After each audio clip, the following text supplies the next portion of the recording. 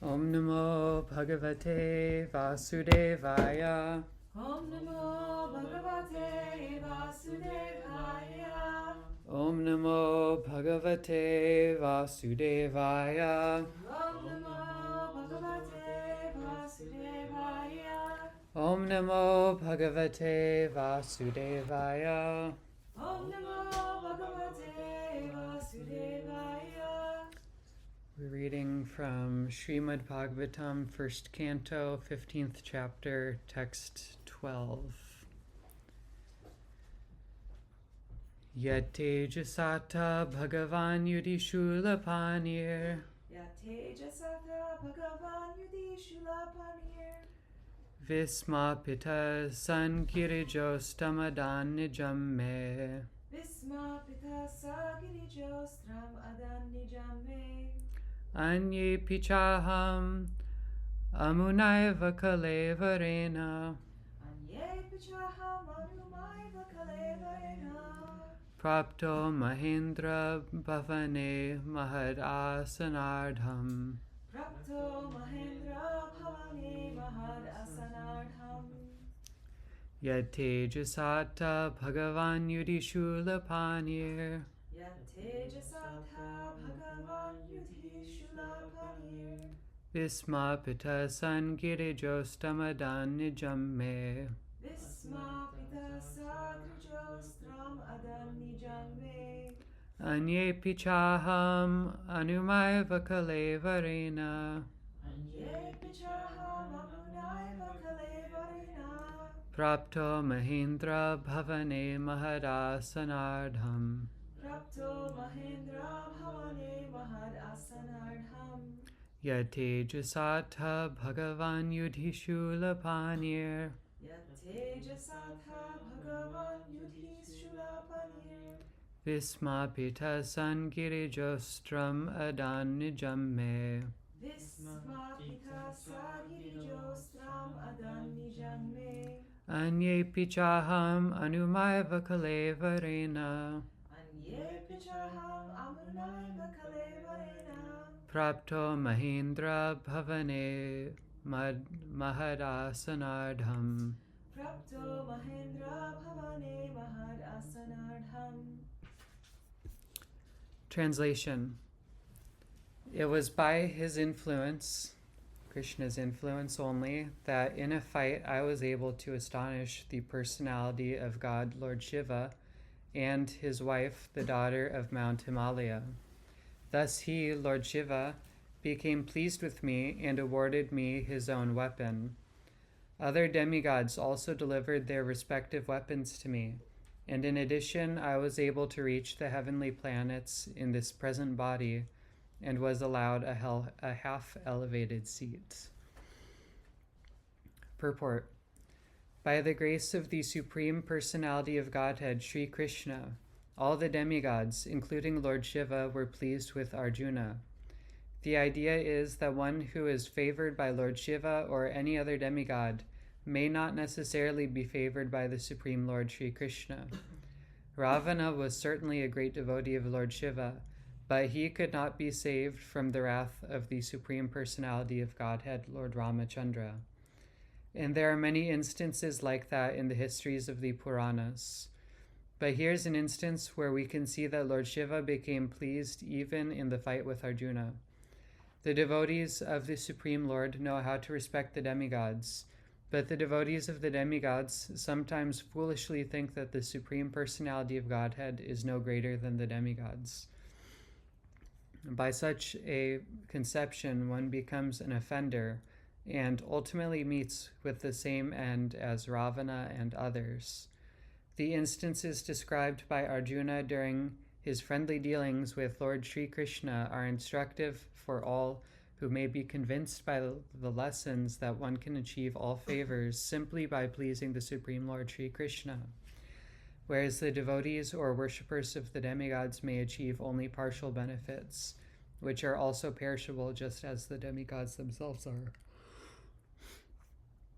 Another significance of the present verse is that Arjuna, by the grace of Lord Sri Krishna, was able to reach the heavenly planet even with the self-same body, and was honored by the heavenly demigod Indradeva, being seated with him half elevated. One can reach the heavenly planets by the pious acts recommended in the Shastras in the category of fruitive activities. And as stated in the Bhagavad Gita 9:21, when the reactions of such pious acts are spent, the enjoyer is again degraded to this earthly planet. The moon is also on the level with the heavenly planets, and only persons who have performed virtues only, performing sacrifices, giving charity, and undergoing severe austerities, can be allowed to enter into the heavenly planets after the duration of life of the body. Arjuna was allowed to enter into the heavenly planets in the self-same body simply by the grace of the Lord. Otherwise, it is not possible to do so. The present attempts to enter into the heavenly planets by the modern scientists will certainly prove futile because such scientists are not on the level of Arjuna. They are ordinary human beings without any assets of sacrifice, charity, or austerities. The material body is influenced by the three modes of material nature, namely goodness, passion, and ignorance. The present population is more or less influenced by the modes of passion and ignorance, and the symptoms for such influence are exhibited in their becoming very lusty and greedy. Such degraded fellows can hardly approach the higher planetary systems. Above the heavenly planets, there are many other planets also, which only those who are influenced by goodness can reach. In heavenly and other planets within the universe, the inhabitants are all highly intelligent, many more times than the human beings, and they are all pious in the higher and highest mode of goodness. They are all devotees of the Lord, and although their goodness is not unadulterated, they are still known as demigods, possessing the maximum amount of good qualities possible within the material world. Om Jnana Timarantasya Jnananjana Shalakaya Chakshurun Militam Yena Tasmai Shri Gurave Namaha Namo Om Vishnu Padaya Krishna Preshtaya Bhutale Shrimate Bhakti Vedanta Svaminiti Namne Namaste Sarasvati Deve Gauravani Pracharine Nirvishesha Shunyavadi Paschatya Desha Tardine Vancha kalpatrubhyascha kripa sindhubhyeva cha patitanam pavanebhyo vaishnavebhyo namo namaha. Jai Shri Krishna Chaitanya Prabhu Nityananda Shri Advaita Gadadhara Shri Vasari Gaura Bhakta Vrinda. Hare Krishna Krishna Krishna Hare Hare, Hare Rama Rama Rama Hare Hare. Translation again. It was by his influence only that in a fight I was able to astonish the personality of God, Lord Shiva, and his wife, the daughter of Mount Himalaya. Thus he, Lord Shiva, became pleased with me and awarded me his own weapon. Other demigods also delivered their respective weapons to me, and in addition I was able to reach the heavenly planets in this present body and was allowed a half-elevated seat. Oh my gosh, I'm so tired. Okay, so here we have Arjuna continuing to go down memory lane in his experience of separation from Krishna. Just reminding myself, so you guys don't need to remember because you're reading this every day, but Arjuna has returned from Dvarka to Hastinapur, and he's crying, his voice is choking up, and finally relaying to Yudhishthira the situation that he discovered at Dvarka, that Krishna had departed from this world. So Arjuna is here continuing to express his emotions of ecstatic love for Krishna.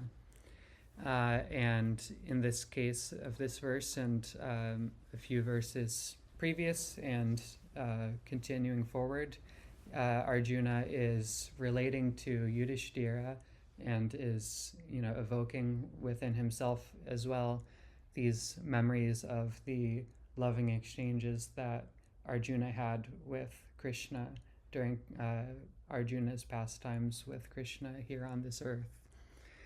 Now, this is, at least on the surface level, this is a very relatable thing for us in our material lives, that when we have some kind of relationship with someone, especially a relationship that is characterized by love, or at least the kind of love that we experience in this material world, and we are in separation from such a person with whom we have a relationship, something evokes memory of them, then it's natural that we have this kind of spilling forward of memories of our loving exchanges that we had with these people that we had relationships with.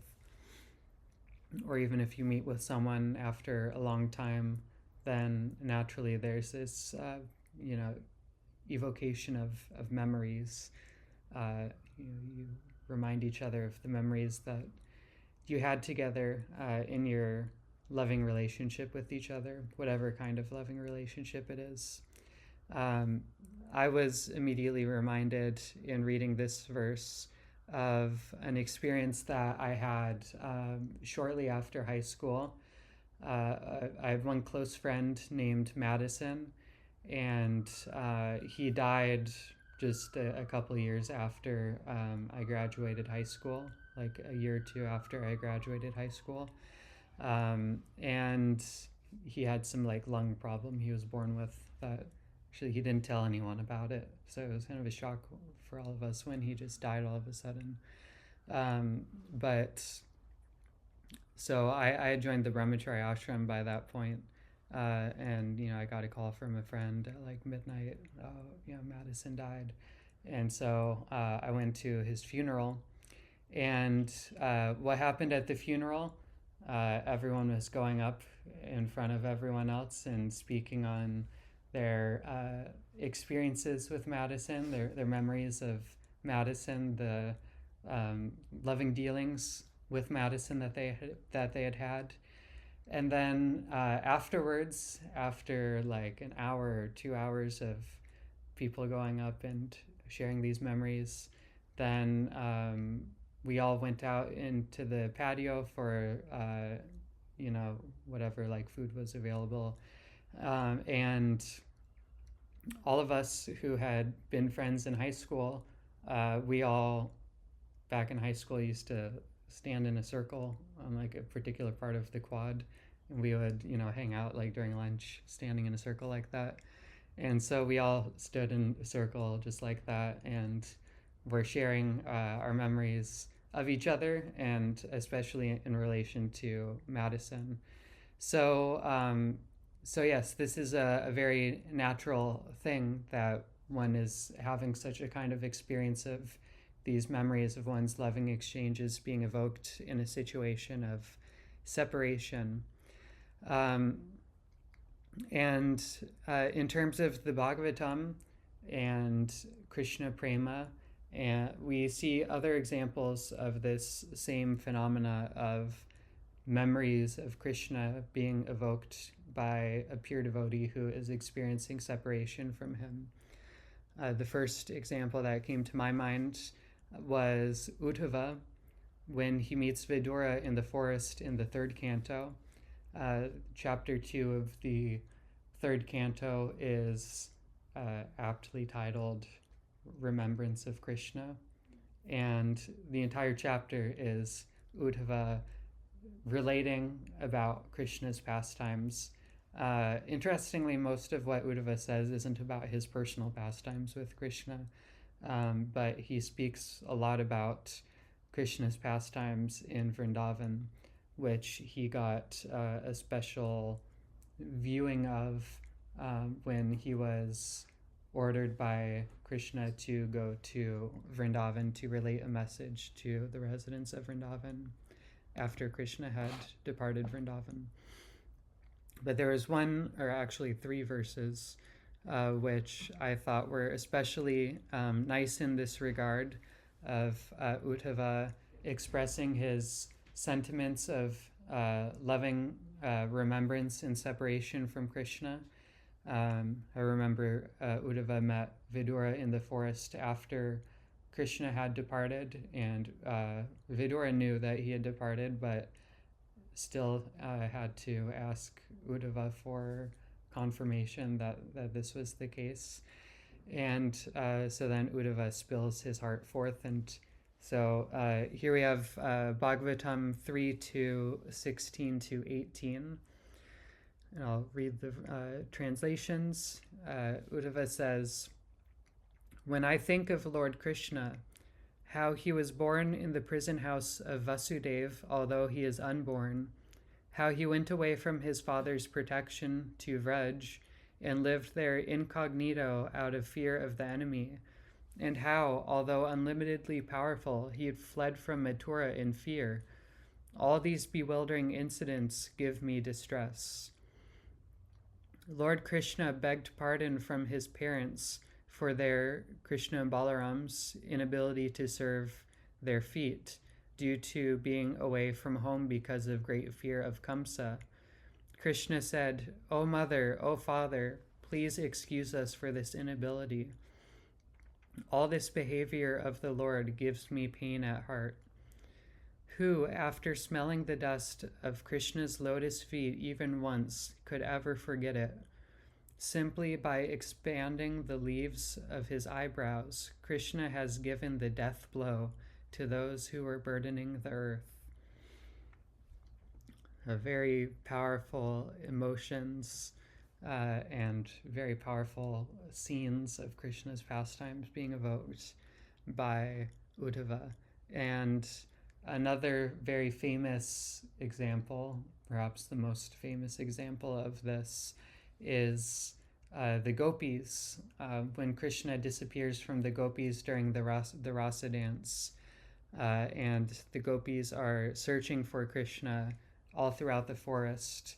They have many ways in which they are remembering Krishna's pastimes, very extraordinary and like bewildering ways that they are remembering Krishna's pastimes. But near the end of actually the last three verses of that chapter, 10th canto, chapter 30, verses 42 to 44,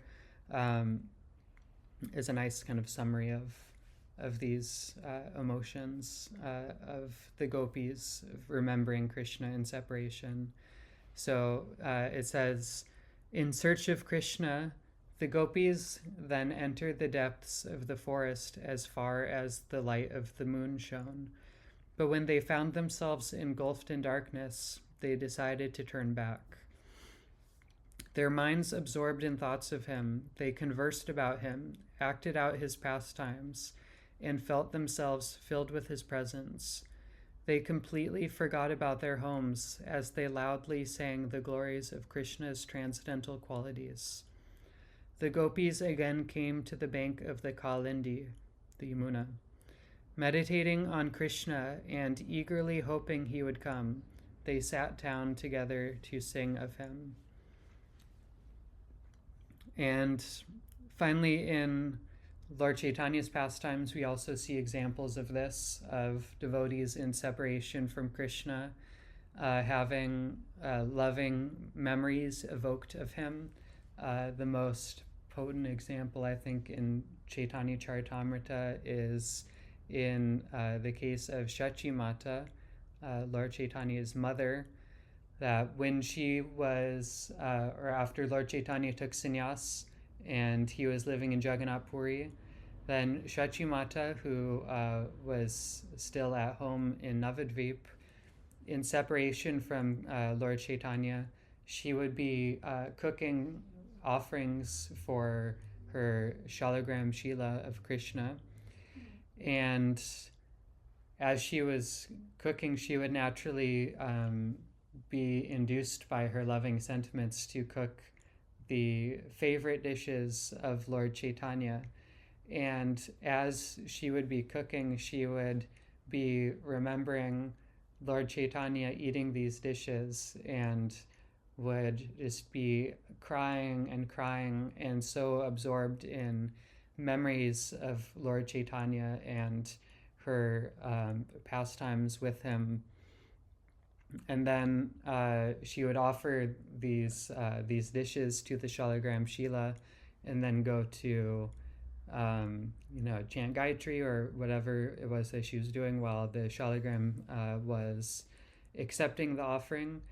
And Lord Chaitanya, being attracted by the depth of his mother's love, would actually come and would eat all the offerings off the plate. And Shachimata would actually see him doing this and would find so much relief from her separation from Lord Chaitanya in seeing Lord Chaitanya doing this. But then when Lord Chaitanya would leave, she would think, is it actually that my Nimai actually came and ate these offerings? And then she would look at the plate and see that there was nothing on the plate. She had just offered to the Shalagram. Think, did I forget to put anything on the offering plate? And then go back to the kitchen and see that there was still food in the pots. You don't offer like every single morsel of what you cooked. So then she would think, I'm not sure if I actually offered anything. So then she'd clean the plate again, clean the offering area, make another plate, offer it. And this way, day after day, Lord Chaitanya would come and relieve her so-called apparent suffering of separation from Lord Chaitanya. She didn't believe that it was actually the case. She thought that it was her imagination. But then Jagadananda Pandit was sent by Lord Chaitanya to Navadvip, and he met with Shachimata and then said, "Oh, Lord Chaitanya wanted me to remind you about this pastime of him coming and accepting the offering." So in this way, Shachimata was confirmed in her what she knew, that Lord Chaitanya was coming, but still, of course, because of her kind of loving relationship with Lord Chaitanya, she couldn't accept it completely.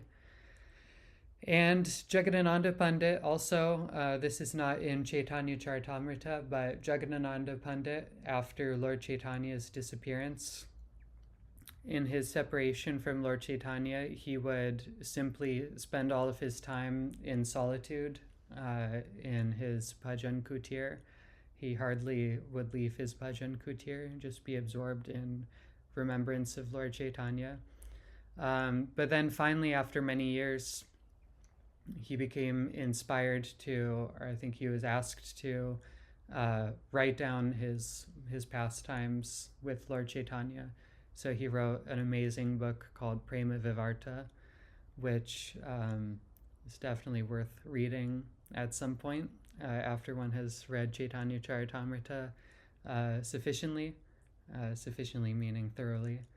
And in it you find so much evocation of emotions and such intimate exchanges that Jagadananda Pandit had with Lord Chaitanya.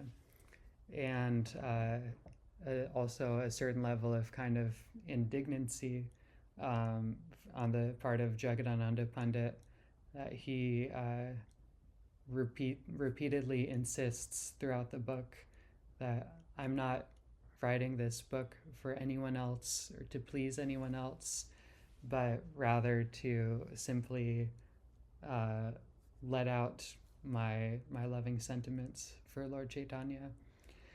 So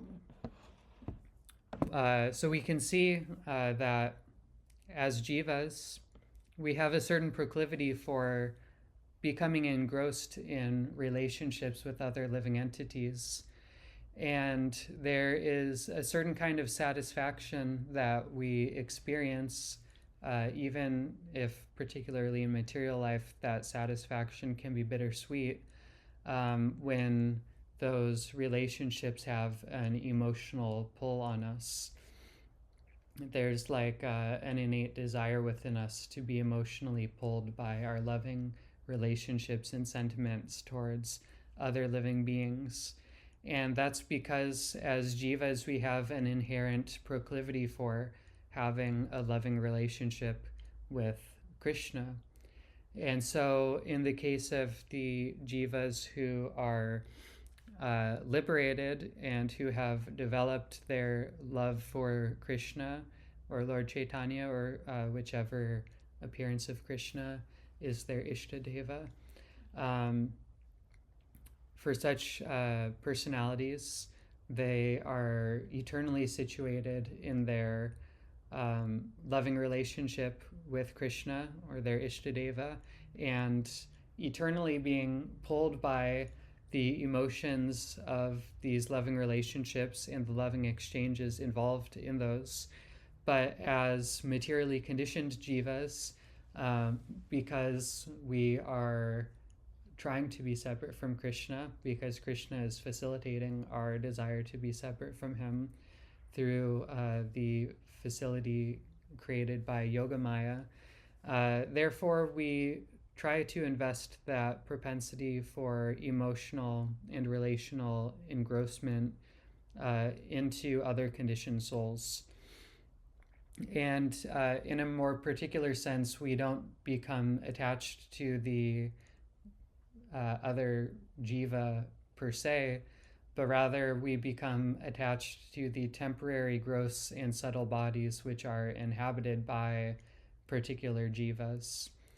So actually, it's not the case that in material life anyone loves anyone else exactly, but rather our love in material conditioned life is invested into the ephemeral manifestations of material energy which surround the jiva. So in this way, it's not actually that we are loving anyone, but rather we are loving the material circumstances which are surrounding others. And Krishna talks about this distinction in the Uddhava Gita, 11th canto, chapter 28, verse 5. This is one of my favorite verses, and also probably the most obscure verse that I know from Bhagavatam. And it goes, Chaya pratyavhaya bhasa hyasanto pyartakarinaha evam dehadayo bhava yachantya mrityuto bhayam. So Krishna says, although shadows, echoes, and mirages are only illusory reflections of real things, such reflections do cause a semblance of meaningful or comprehensible perception. In the same way, although the identification of the conditioned soul with the material body, mind, and ego is illusory, this identification generates fear within him even up to the moment of death. So a shadow, an echo, or a mirage are all things that exist only because of their basis in something which is real, although a shadow, an echo, and a mirage are not themselves real in the way that they are perceived by us. So if you see a shadow, there seems to be form to it, but actually that form is a reflection of the real form, which is the person or whatever thing is casting the shadow.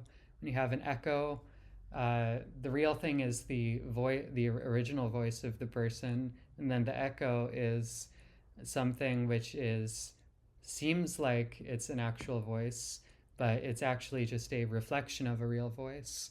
And similarly, a mirage, when you see a mirage, you think that it's something real. You think you're seeing an oasis out in the distance in the desert. But actually that perception of seeing that oasis in the desert is just a reflection of one's own memories of seeing such things. So there's a very classic example of this, which is given twice in the Bhagavatam and is also found in the Upanishads. And this analogy is of the rope and the snake. This is kind of a classic parable within the Vedas, and also in Buddhism they also give this. So if you walk into a dark room and you see that there is a rope on the floor, in the darkness you might think that the rope is a snake. And because of your mistaken perception of the rope, your emotional reaction to that rope will be the same as the emotional reaction that you would have if the rope actually were a snake. And Lord Brahma gives this example in the 10th canto, chapter 14. So this emotional absorption or emotional reaction is evoked from that situation only because there are two real things involved and there's one not real thing that's involved. So the rope is real and snakes are real, but one's perception of the rope in mistaking it for a snake is not real. So if one of those two things was not real, then the third part of the mistaken conception, the unreal thing, would not be possible. So similarly, in material life, we mistake the body for the self, and we mistake relationships between bodies as being of the same nature as pure loving relationships with Krishna.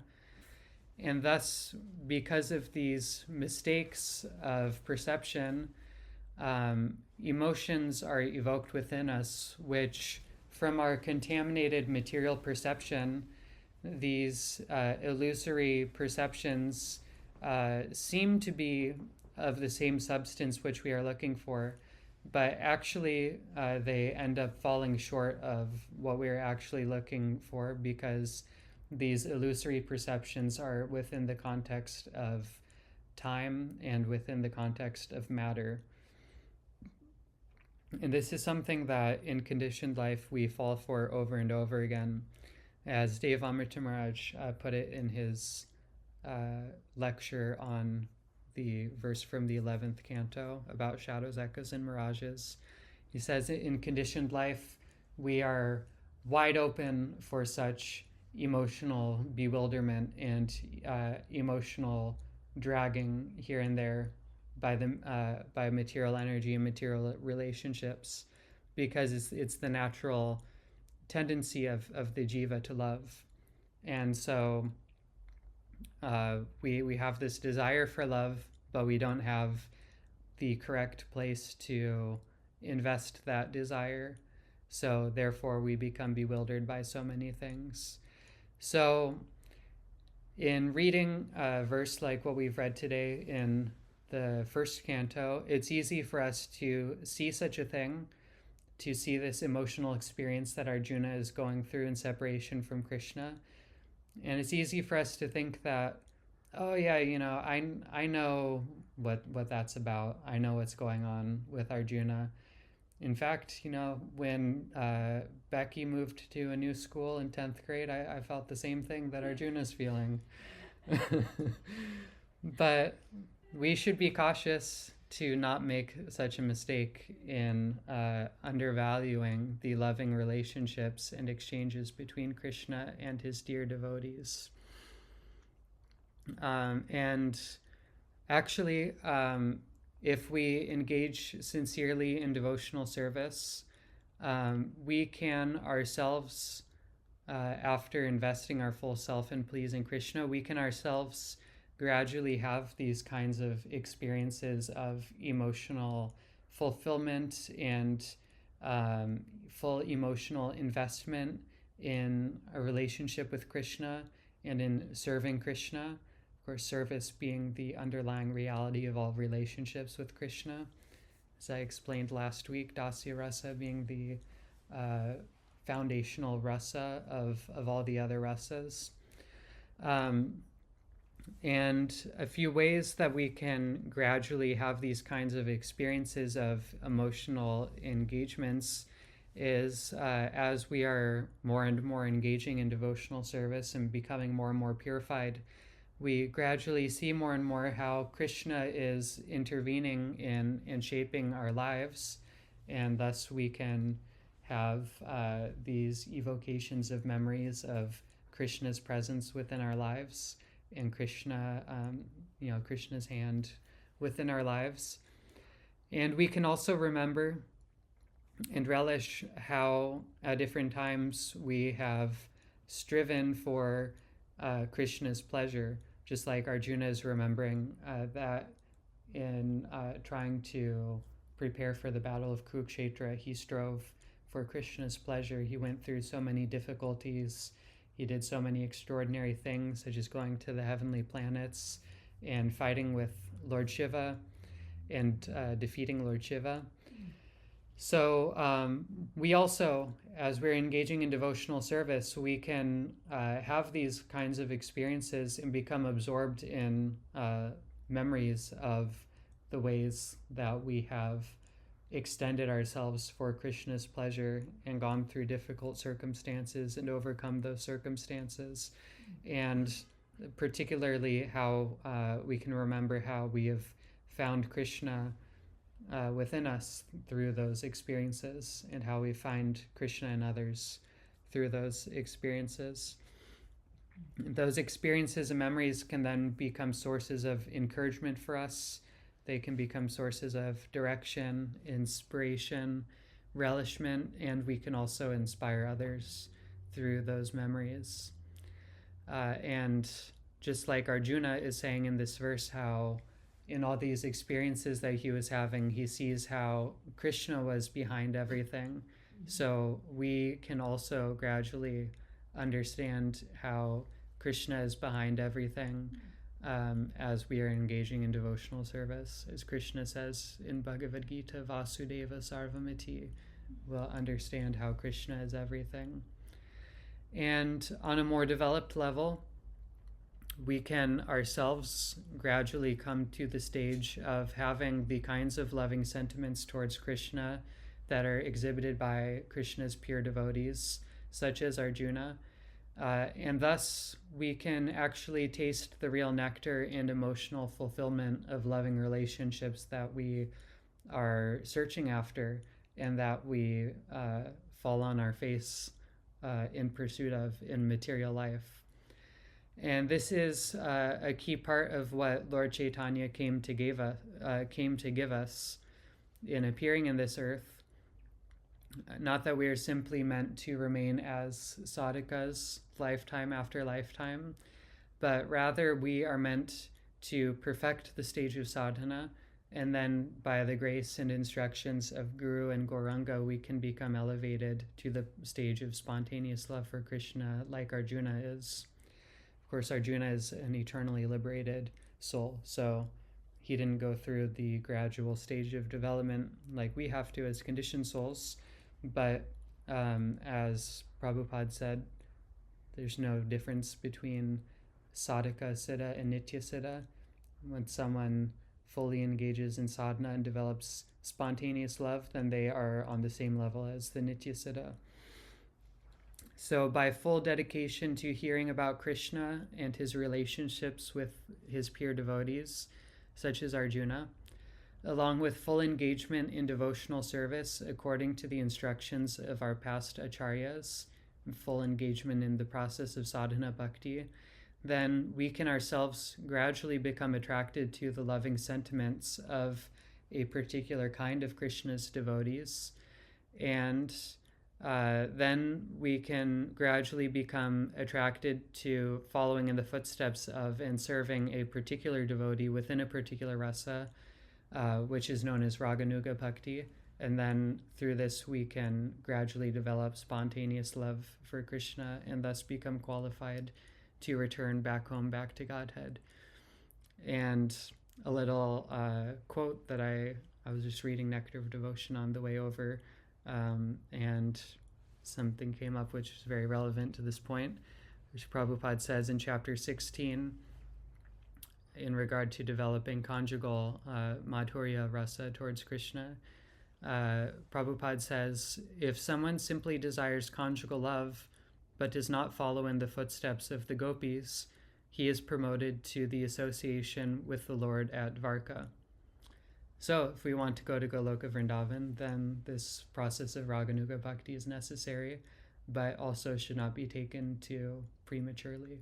So we should understand from hearing these pastimes of Arjuna and from hearing the pastimes of other pure devotees with Krishna, what the real standard of loving relationships are, and see the difference between that and our material relationships, and thus develop an aspiration for that and take to the gradual process by which we can become qualified to even approach such things. And then once we have such qualification and we take to the gradual process of approaching such relationships, then it is entirely possible for us to reach the highest platform of devotional service. So, if there's any questions or comments or reflections or complaints, we'll take them.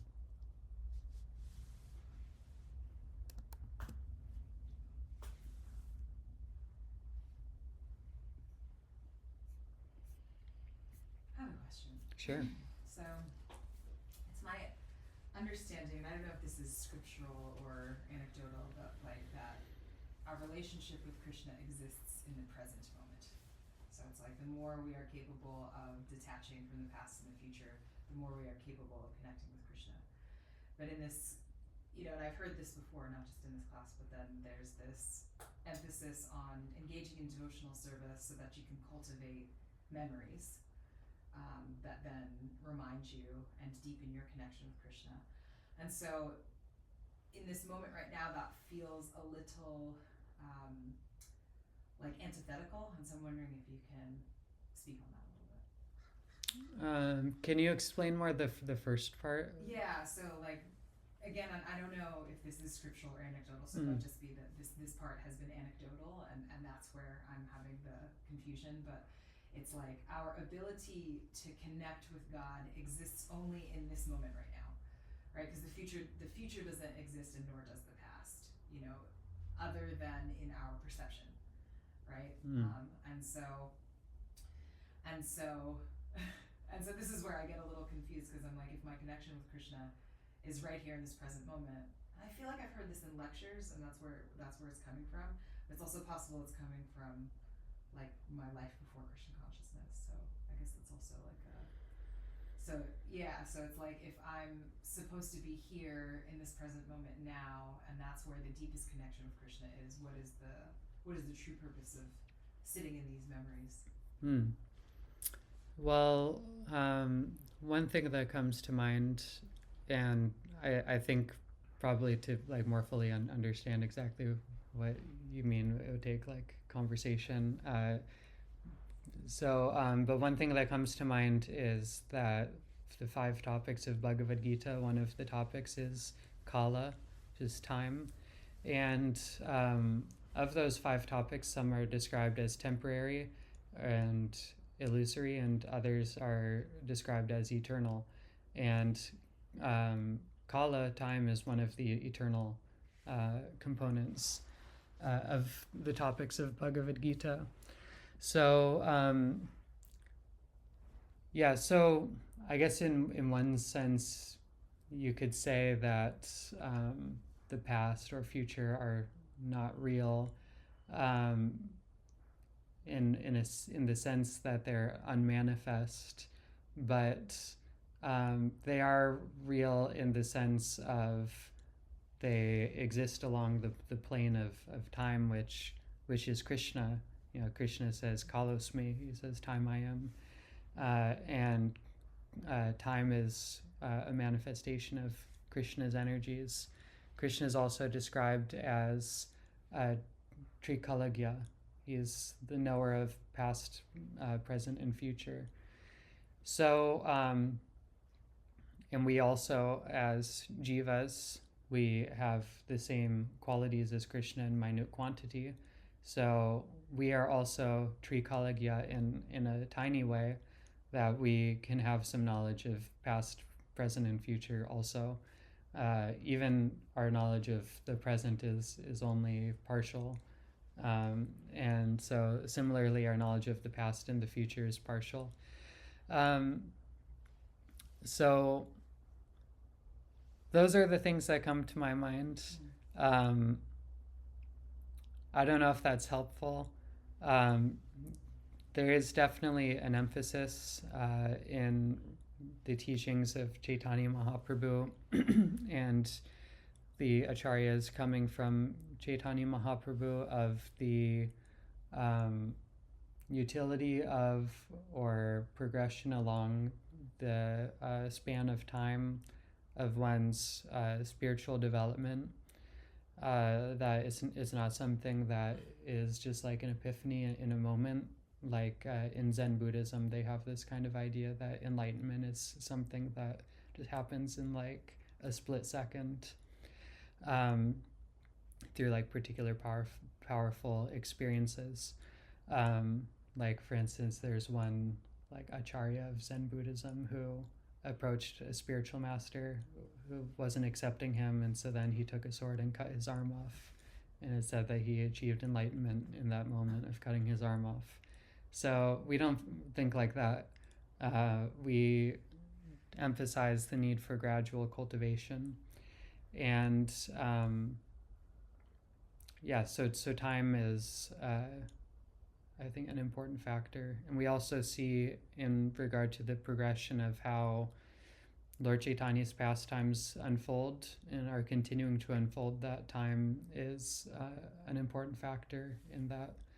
It wasn't just that right after Lord Chaitanya appeared, the entire universe became pure devotees, but rather Lord Chaitanya is using this utility of time as a way for the gradual development of the jivas to occur throughout the universe.